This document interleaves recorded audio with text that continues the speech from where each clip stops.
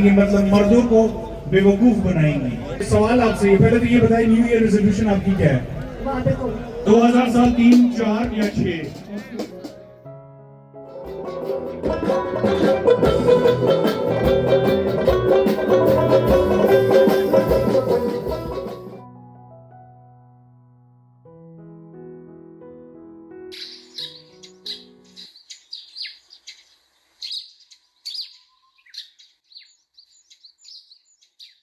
अस्सलाम वालेकुम एवरीवन, कैसे हैं आप सब लोग? होपफुली सब ठीक ठाक होंगे, बिल्कुल खैरियत से होंगे और मैं भी अल्हम्दुलिल्लाह से बिल्कुल ठीक हूँ। आज जो है ना, हम सब सिस्टर्स रेडी हो गए थे और हम लोग जा रहे हैं अपने गांव अपने चचाओं से मिलने। और चूंकि मैं काफ़ी सालों के बाद अपने गांव जा रही हूँ, इसलिए ना मैं बहुत ज़्यादा एक्साइटेड भी हूँ। और हम लोग ना सुबह सवेरे तकरीबन 7:30 बजे ही निकल गए थे, क्योंकि रास्ते में ना हमने अपनी जो छोटी सिस्टर है उसे भी पिक करना था। तो हमने सोचा कि टाइम पे निकल जाते हैं ताकि वक्त पर वहाँ पहुँच भी जाएं और फिर ना टाइम पर वापस भी आ जाएं। हालांकि हमारा जो गांव है ना, वो यहाँ से ज़्यादा दूर नहीं है, बस 1-1.5 घंटा ना लग जाता है। और सुबह सुबह हम लोग इसलिए भी निकल गए थे क्योंकि रात को ना हमें एक कंसर्ट पे भी जाना था, जहाँ पर कुछ बैंड्स जो है वो परफॉर्म करेंगे और साथ में जो तमाशा सीज़न 4 टीवी शो था ना, उसके कुछ स्टार्स भी इनवाइटेड थे। तो इसी व्लॉग में ना मैं आप लोगों को उनसे भी मिलवाऊंगी। आज का जो व्लॉग है ना, वो वाकई ही कुछ ज़्यादा ही ख़ास होने जा रहा है, क्योंकि आज के व्लॉग में मैं आप लोगों के साथ सुबह से लेकर रात तक बहुत कुछ देखने को मिलेगा, इसलिए वीडियो को आप लोगों ने एंड तक ज़रूर देखना है। अभी हमने अपनी छोटी सिस्टर को भी पिक कर लिया है और अब हम अपने गाँव की तरफ रवाना हो गए हैं।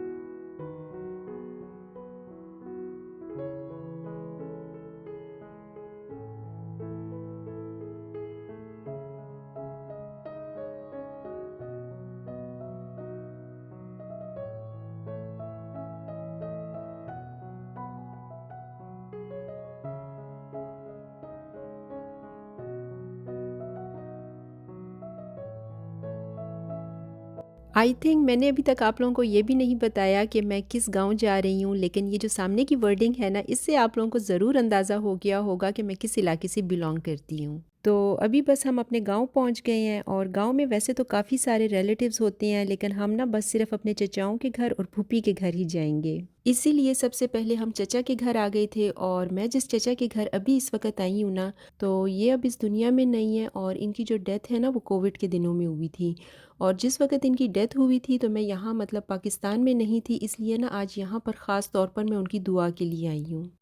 यहाँ आकर सबसे पहले हमने उनकी मग़फ़िरत की दुआ की। और जो मेरी चची है ना, वो इनसे पहले फ़ौत हो चुकी थी, इसलिए अब घर में ना बस सिर्फ चचा की बहुएं ही रहती हैं। तो आज जब हम आए ना, तो चचा चची के बगैर ये घर बहुत खाली खाली लग रहा था, क्योंकि पहले जब हम आते थे तो चचा होते थे। खैर यहाँ पर हमने सिर्फ चाय पी और चाय के साथ भी ना इन्होंने काफ़ी कुछ रख दिया था। हालांकि खाने का भी काफ़ी कह रहे थे कि बस आप लोग ना खाना खा के ही जाएंगे, लेकिन हमें अभी बाकी चचाओं के घर भी जाना था, इसलिए ना हम यहाँ ज़्यादा देर नहीं रुके। इसके बाद हम लोग ताया के घर आ गए थे। तो बस सबके घर करीब करीब मतलब 1-2 मिनट की ना वॉक डिस्टेंस पर ही है। इस वक्त ना ताया मुझे अपने पुराने ज़माने की बातें सुना रहे थे, मतलब कुछ अपने उनके बचपन के किस्से थे कि हमारे बचपन में ये होता था वो होता था, उस वक़्त की लाइफ कैसे हुआ करती थी, मतलब सादी सी ज़िंदगी लोग जीते थे, सब इकट्ठे रहते थे। और अब तो टेक्नोलॉजीज़ ने ओवरटेक कर ली है।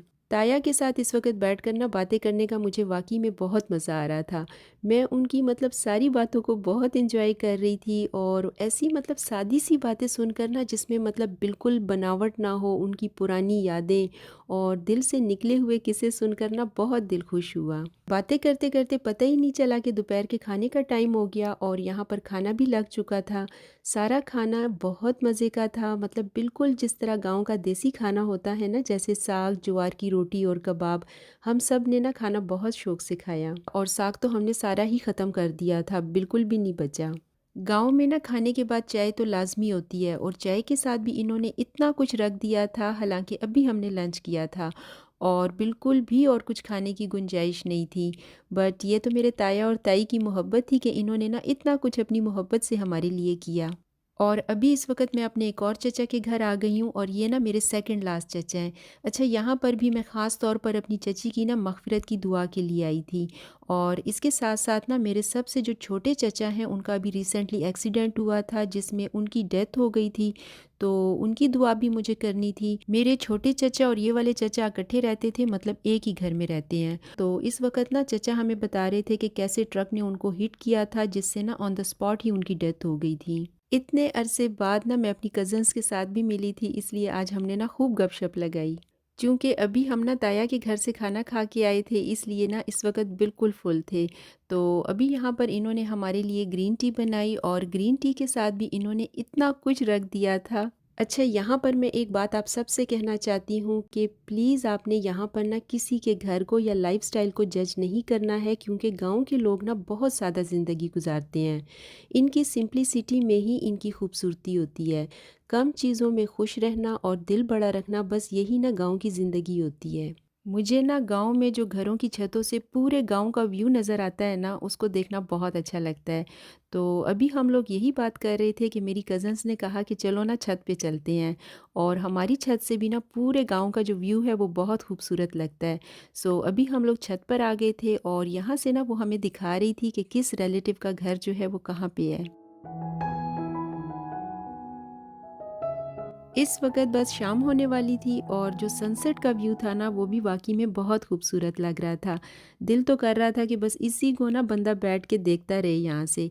लेकिन चूंकि हमें रात को एक कंसर्ट पे भी जाना था, इसलिए ना इसके बाद हम लोग पेशावर के लिए रवाना हो गए थे।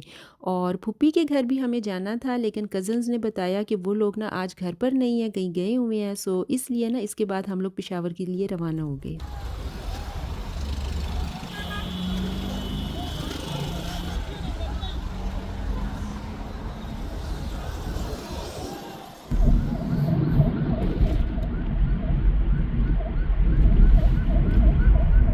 रात के इस वक्त इतना ज़्यादा ट्रैफिक था और हमें लग रहा था कि कहीं हम लोग ना इवेंट पे लेट ना हो जाएं। और इतने रश में ना अचानक से एक एम्बुलेंस हमारे सामने आ गई, लेकिन शुक्र है लोगों ने ना इसे रास्ता दे दिया। ये बात वाकई लोगों की अच्छी है कि चाहे सड़क पर जितनी भी ट्रैफिक हो, लेकिन एम्बुलेंस को लोग हमेशा रास्ता दे ही देते हैं। और पता नहीं किसकी इतनी इमरजेंसी थी, लेकिन जो भी था, मैं बस दुआ करती हूँ कि टाइम पे हॉस्पिटल पहुँच जाए और अल्लाह ताला ना इसको सेहत दे। एनीवेज, छोटी सिस्टर को हमने रास्ते में उसके घर ड्रॉप कर दिया था और इसके बाद ना हम लोग सीधा कंसर्ट वाली जगह पर आ गए थे। और शुक्र है हम लोग वक्त पर पहुंच गए थे। अभी तो यहाँ ज़्यादा लोग भी नहीं आए थे और काफ़ी सारी सीट्स ना अभी खाली ही थी। अच्छा, ये पेशावर विंटर म्यूज़िक गाला का इवेंट था जिसमें ना 2-3 बैंड्स ने आज परफॉर्म करना था। और मुझे तो उन सब के नेम्स भी नहीं आते थे, बट उनमें से ना एक जेम्स बॉयज़ था और साथ में ना पेशावर के जो फेमस रबाबिस्ट हैं शाहिद मलंग, वो थे। और तमाशा सीज़न 4 के विनर सैफ अली खान भी इन्वाइटेड थे। और इसके अलावा ना माहम मिर्ज़ा एंड कमल फारूक भी इन्वाइटेड थे।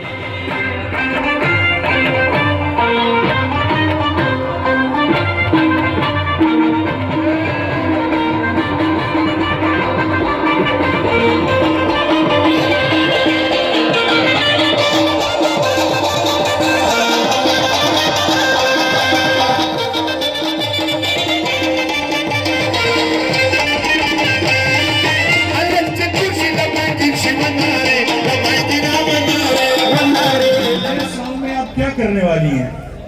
कुछ भी नहीं, बस लोगों को न्यू न्यू फैशन सिखाऊंगी। न्यू फैशन सिखाएंगी, मतलब मर्दों को बेवकूफ बनाएंगी।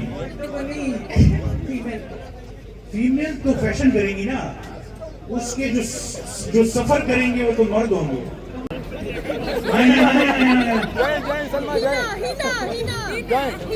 नहीं, मुझे पता है, मैं लोगों को नहीं बोलता।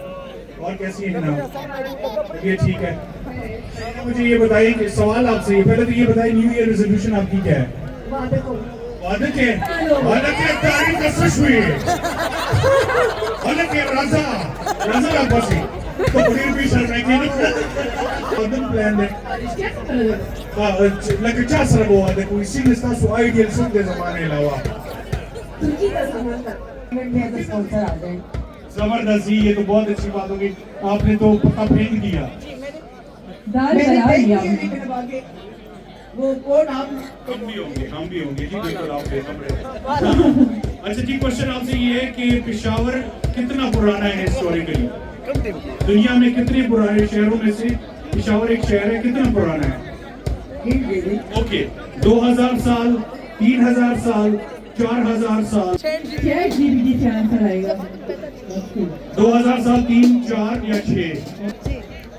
6000 साल। आपको गिफ्ट मिल गया।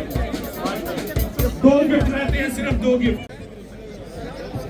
आपके सामने तशरीफ लाते हैं। आपके सामने तशरीफ ला रहे हैं पंजाब बॉयज। परफॉर्म करने आए हमारे सामने जाम बॉयज, उसके साथ